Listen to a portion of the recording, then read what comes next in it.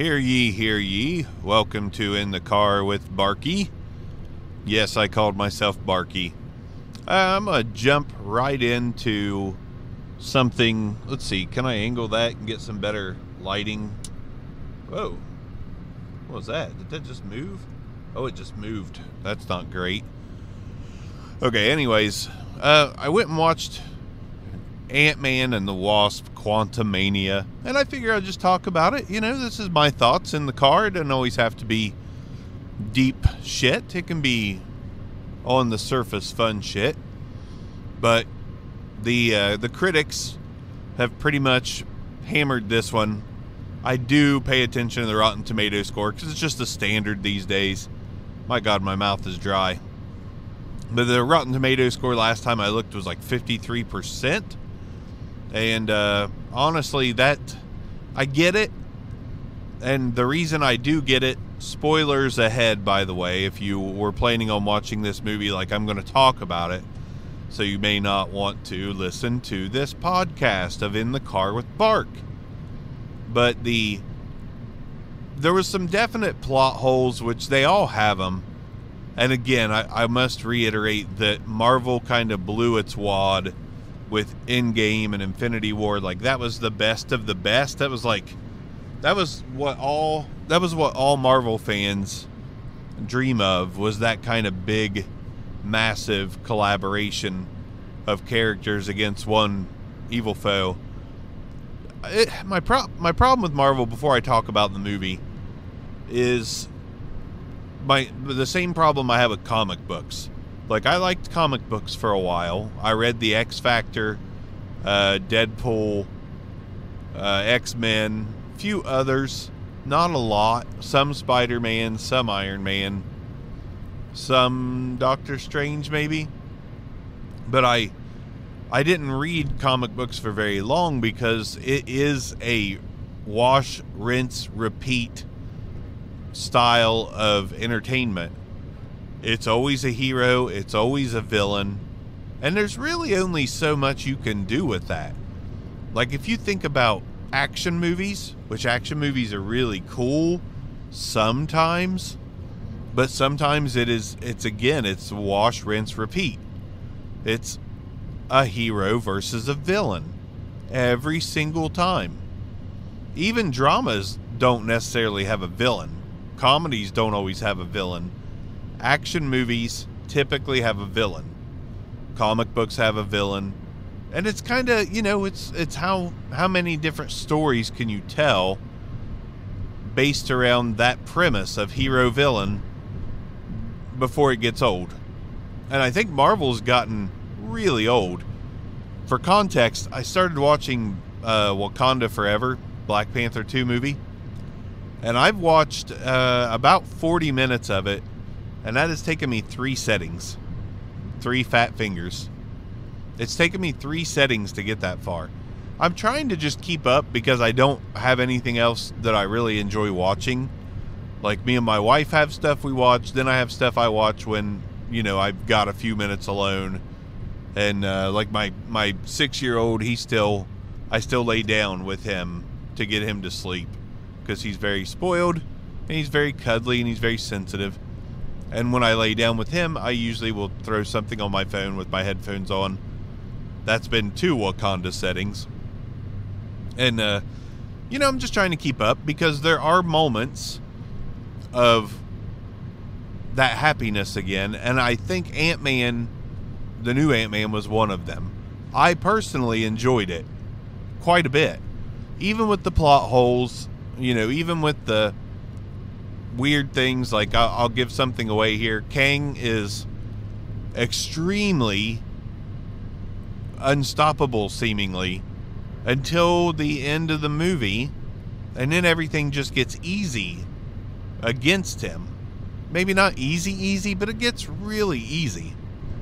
And it's very surprising because they're pumping him up as, like, you know, a Thanos level threat, which he seemed to be. They did a good job of painting that picture until the end, which, you know, he was very easily thwarted.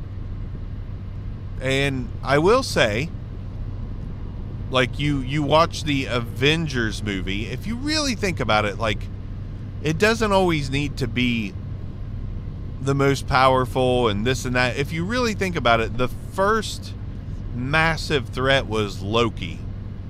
And Loki has over the years become very normal, like kind of normal alongside the rest of the heroes in the MCU. He's, you know, how was he even the first threat in the Avengers? Then you had Ultron. You know, that's not a Thanos level threat. So again, you got Loki, you got Ultron, and then you've got Endgame, and you've got the biggest, baddest motherfucker out there in Thanos. Well, now you're trying to paint Kang as the same thing.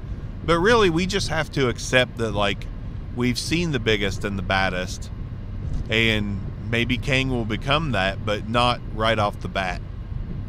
So I don't care that they made it a little easier to fight Kang at the end, because you have the Van Dykes, and you have Ant-Man, and you have his daughter. You have a team of 5 fighting Kang, actually.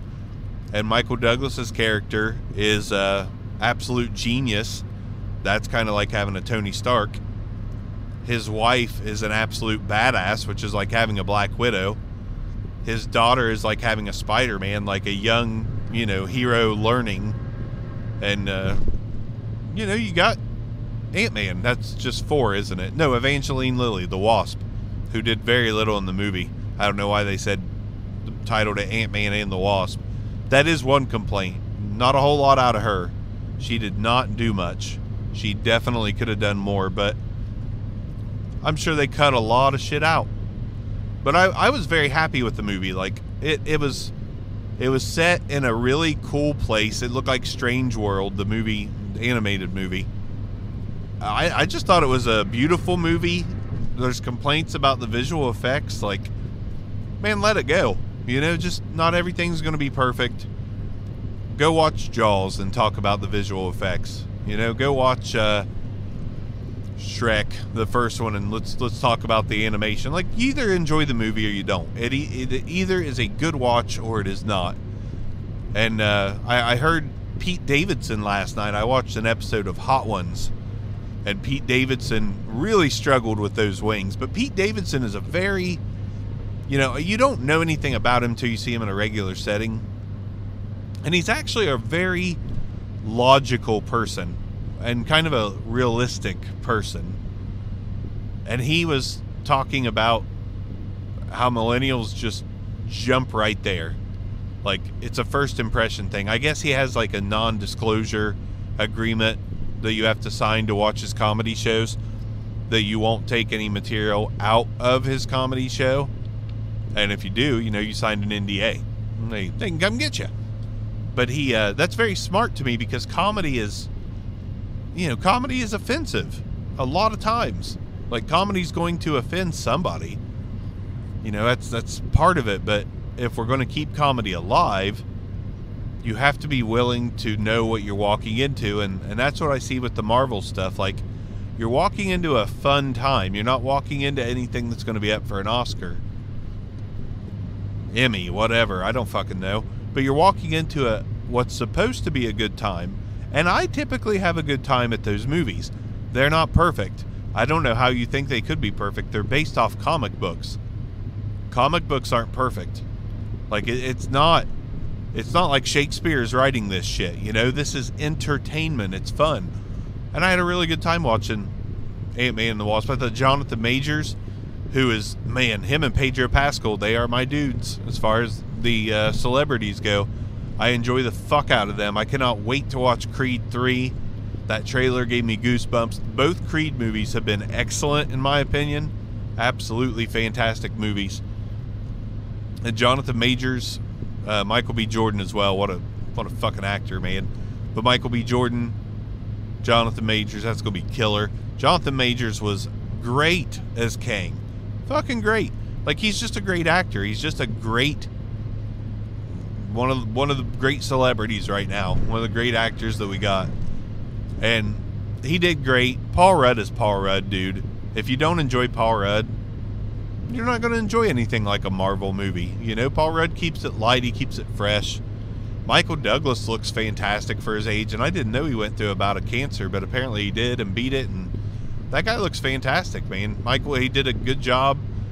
One of the podcasts I listened to reviewing the movie, they were really unsure as to why Michael Douglas and Michelle Pfeiffer's Van Dyne characters weren't just left on Earth while the others went to fight.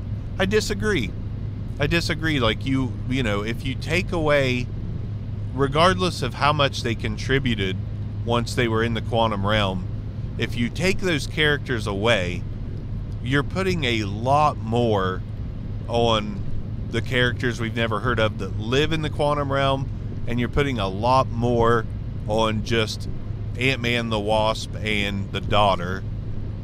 And if you're gonna do like this whole split them up kind of deal, which is what happened, which made the movie flow, then you've got to have people to split up. If you would have just had Ant-Man the Wasp and the daughter, that's not really enough to split up. If you split them up, you have to split them up separately, which means they have to rely on outside characters or shit that's almost like A Quiet Place or that Sandra Bullock movie with the blindfold. Like, it's gonna get a little boring.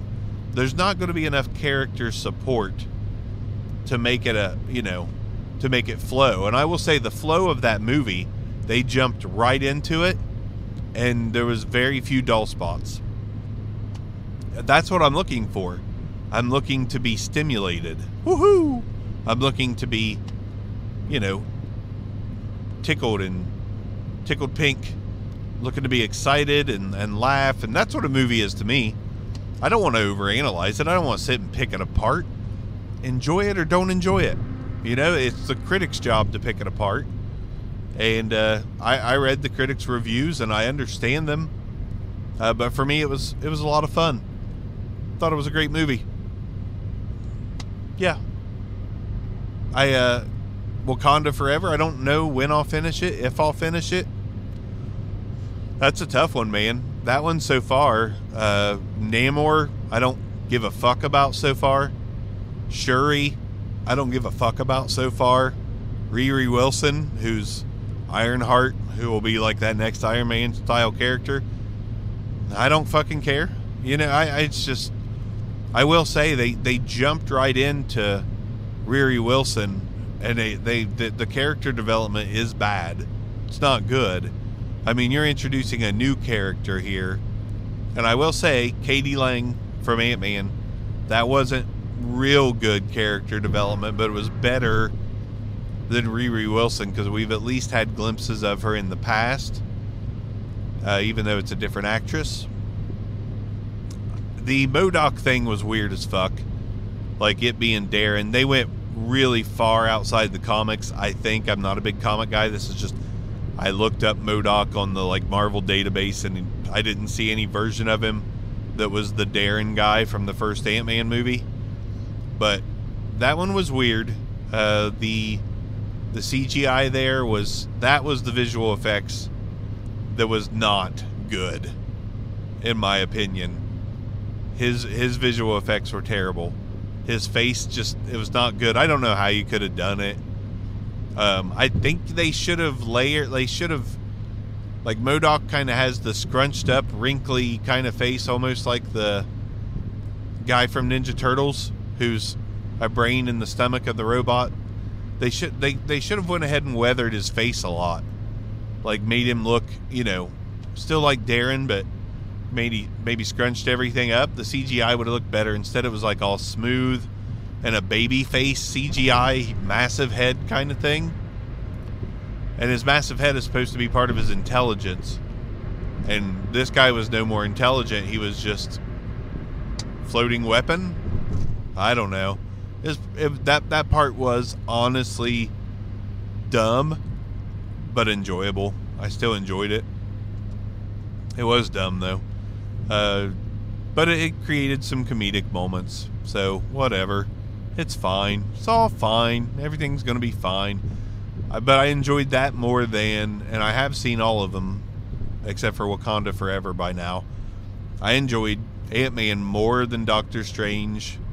That's tough. That's close. I liked both of those.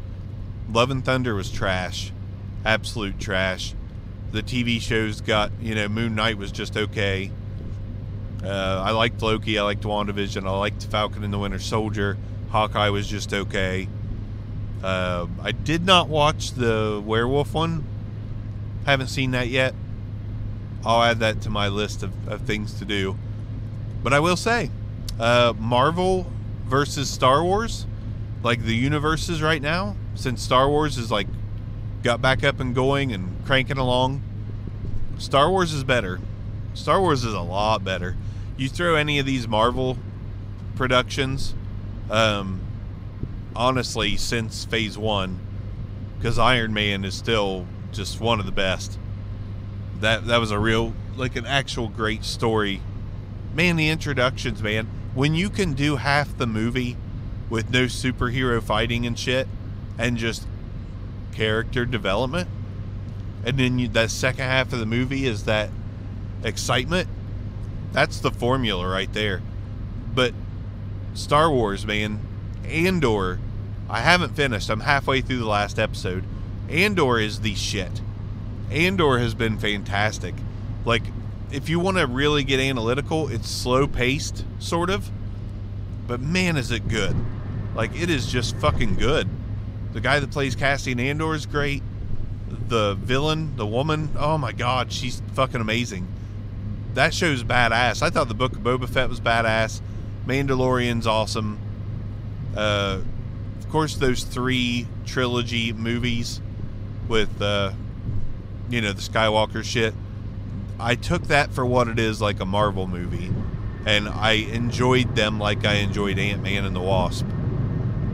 But everything outside of those 3 movies, everything that's been on Disney Plus, I guess I should say, has been brilliant, in my opinion.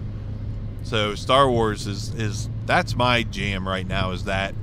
I'm not looking forward to ending Andor because I've enjoyed it so damn much. So good.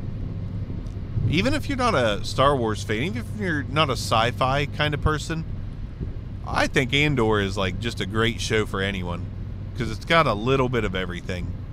Fucking great show. Let's transition. I gotta say, sometimes I just like to stop and change clothes in the middle of my drive. That's what I like to do. Not really. A little segue there. I don't even know what I was talking about, and I think it's okay. This is not a professional podcast. It is what it is. I want to talk about some shit that I enjoy. I want to talk about some television. I don't watch a lot of television. I watch like an hour a night. Maybe 2 hours, hour and a half a night, maybe. I don't watch any during the day. I don't really watch any in the early evening. I pretty much watch it 9 o'clock, 9 to about 11. But there's a half-hour smoke break in between there. Yeah, And so here's the shit I watch. And the reason I want to talk about this, because there's just a show in particular that I have fallen in love with. And there's one that I was already in love with. And I just think you need to hear about them, because they're fantastic shows. But first, let's talk about just the random shit that I watch. I will say, out of all the Seth MacFarlane cartoon shit, I think that the Cleveland Show was absolutely wronged. It was the most underrated fucking cartoon, adult cartoon, of all time. The Cleveland Show, it only ran 4 seasons, which is a travesty. It's a fucking travesty, man. If you go back and watch that right now, it is absolutely fucking hilarious. I know that Family Guy is funny, and that's like the main one. That might be my least favorite one, actually. American Dad is right after Cleveland Show for me. The Cleveland Show was the shit. Like, Rollo was great. Cleveland was great. The side characters were really good. Fuck, Cleveland Show kicked ass. We just finished watching all 4 seasons of that, and I'm pretty upset. We went to Family Guy. We started at like season 8, because I feel like I've seen the first 6 or 7 seasons, and maybe a sprinkling here or there of other stuff, but the yeah, that's kind of like our throw on if you want to stop show. Like, we could watch 10 to 15 minutes of that and then not give a shit if we have to turn it off mid-episode. I don't know if any of you out there like that, but like, I don't like to bail on stuff that's really good. Not that the cartoons aren't really good, they're just, it's easy to stop and pick up the next day mid-episode. But Cleveland show, that was like the go-to for like, I've got about 10 or 15 minutes left in me, what do you want to watch? Let's watch half of Cleveland. Half of Cleveland. Also, sitcom-wise, since I'm already there, we're watching Reba. It's a little dated on some stuff, but it's actually funny as shit. If you've never thought about watching Reba, there's one main reason to watch that show, and it is Van, who is the son-in-law who gets the daughter pregnant at 17. He is probably the funniest sitcom character maybe ever. Like, literally maybe ever. Funniest fucking sitcom character of all time. Van. Fucking great. Let's see, who else? This microphone's giving me a little bit of like a headache being right there in my face. Maybe it's these sunglasses. I don't know. Either way, we'll just go sunglasses unless I need to. I feel like something's up here. Like, maybe this needs adjusted. I don't know. Something's not right. It's like right in my way here, but I'm gonna see if the sound picks up the same way if I drop my head a little bit, because it's kind of annoying me. What do I do here? Maybe I need to take this back a notch. Let's try this. All right. So, anyways, that's still right in my fucking face. But that show, Golden Girls. Golden Girls is a fucking classic. Probably the best sitcom of all time. Period. Just great. Just really good stuff. Like, it was ahead of its time. It pushed some boundaries. It was a great show. And the cast is just perfection on the Golden Girls. What else? Modern Family, one of my all-time favorites. That's a great one. Sitcom-wise. There's some I'm missing. How I Met Your Mother is one of my favorites of all time, which is going to segue into something I like a lot that I discovered. But Bill Burr, like, anyways, long-form shows, like Breaking Bad, probably the best of all time. Haven't watched it in a long time, but the best, like, pure television of all time is probably Breaking Bad, in my opinion. In my old age, I watch a lot of baking shows because my wife makes cupcakes. We love the baking shit, and I absolutely love all of it.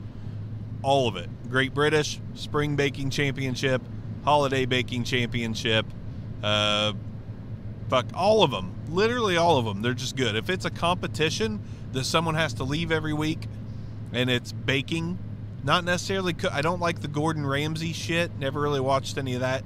Like, network TV stuff. It's got to be, like, it's the shit that's on Discovery, the Discovery app, Discovery Plus. And, you know, the Great British shit on Netflix. That's gold. But reason I'm on a TV kick right now is because, let's see, there is I said Breaking Bad was like the best TV of all time, but there's also some other television that's just phenomenal. And I would say, as far as like, Breaking Bad, let's call that the best drama thriller of all time. But if you want to go with like dramedy, that's more comedy than drama, the best feel-good show I've ever seen, Ted Lasso. Absolutely phenomenal on Apple Plus, Apple TV, whatever the fuck. Then we've got a new show, which is the whole reason I want to talk about television in the first place. How I Met Your Mother. There's a lot of great things about that show, but there were 2 things in particular that were fantastic about that show. And it's Neil Patrick Harris and it's Jason Segel. Fucking love them both. And Jason Segel is a literal national treasure. He is just like heartwarming, genuine feeling. There's just something about that guy that just brings me joy. So there's a new Apple TV show. And if you don't have Apple TV, Ted Lasso and the show Shrinking, which is the new show with Jason Segel and Harrison Ford, fucking phenomenal. It's worth having Apple TV for those two shows alone. Trust me. It's worth it. It's not expensive anyways, like $5.99 a month. But Jason Segel is a therapist whose wife died, and he's been in a rut for a long time, and he has enough. He's had it with listening to his clients or whatever. He's had it with their shit.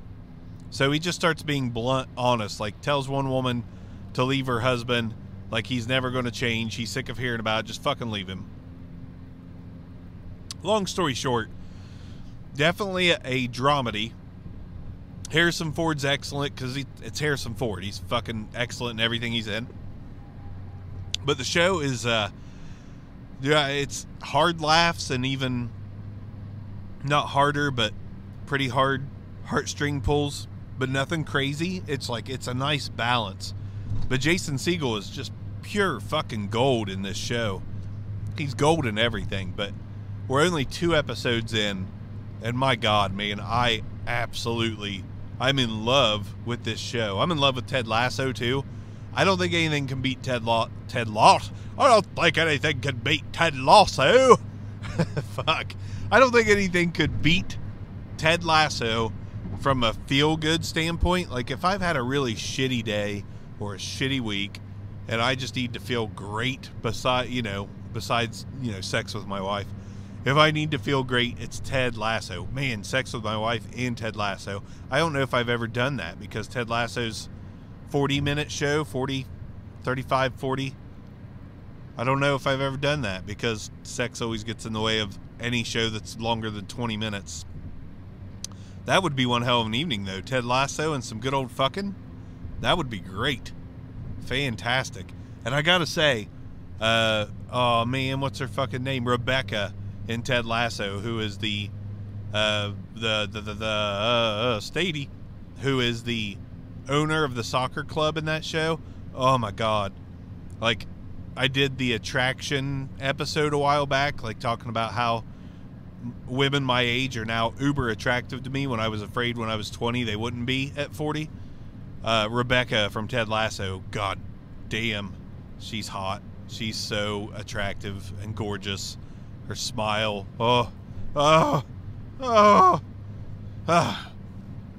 yeah. My wife's gonna have a good night tonight. Me thinking about Rebecca. She wouldn't kill me. She thinks she's hot too. Ted Lasso's the best shit ever, though, and Shrinking has the potential to be like the 1B to Ted Lasso's 1A. I'm really excited to see where it goes because it is just a joy to watch.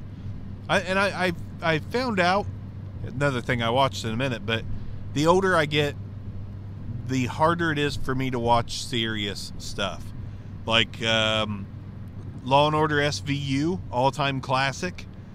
I have a hard time watching it anymore because if a kid is hurt or something bad happens to a young woman or so, just anything that's terrible, like it hurts my heart so damn much that it's not worth watching to me. I have a hard time watching heavy stuff. That's the word I'm looking for. Heavy stuff. I cannot watch heavy TV or heavy movies at all anymore, hardly. To the point to where there's a lot of things I used to love that I can't watch anymore. Got to be light. Baking is light. Sitcoms are light. Dramedies are mostly light. It's got to be something like that. Or it's got to be just downright campy or goofy. Like Demon Knight, which is a Tales from the Crypt movie that my wife just absolutely loves. And I had to trek out and journey on eBay to get the DVD, which also, it was a double feature with Bordello of Blood and, Tales from the Crypt movie there too. Not seen that one. I'm gonna, though, and I'll update you on what I think of that. But Demon Knight, Billy Zane, Jada Pinkett before she was Smith, before she was fucking terrifying. That movie is absolutely amazing. I've only seen it twice. I watched it with my wife like 5 years ago, and we just watched it again the other night. And that's a complete joy to watch. That is such a good. If you haven't watched Tales from the Crypt movies, like, fucking watch them. They're fantastic. Fantastic, let me tell you, brother. That's about it, man. I just want to talk about some television. Again, I don't watch a lot of it. I can't really get over. Yeah, I can. Man, stadies, ambulances. Oh, God, that looks awful. Driving. Fucking terrifying, man. You know, you got to be as safe as you can. Throw a microphone up. It makes you feel safer. Yep. But yeah, television. That's about all I watch, man. I don't watch a lot of movies. I watch the Marvel shit. It's getting bad. I've talked about that a little bit. I think maybe this episode. Fuck, I think it was this episode. That would be good. Did I talk about... It's been 2 days since I recorded the first half of this. Did I talk about Marvel movies and shit? And then when I picked it back up 2 days later and couldn't remember what I was talking about, I just transitioned to television because of Shrinking. Jason Segel and his fucking amazing self. Forgetting Sarah Marshall. Fucking classic. I love you, man. Classic. Fuck, Jason Segel's fucking the man. If I was gay, it'd be Jason Segel. Just because his personality and everything about him just warms my heart. It'd be him. I have no physical attraction to men, but I have emotional attraction to men. Jason Segel, I am emotionally attracted to you, Jason. Be my if I was.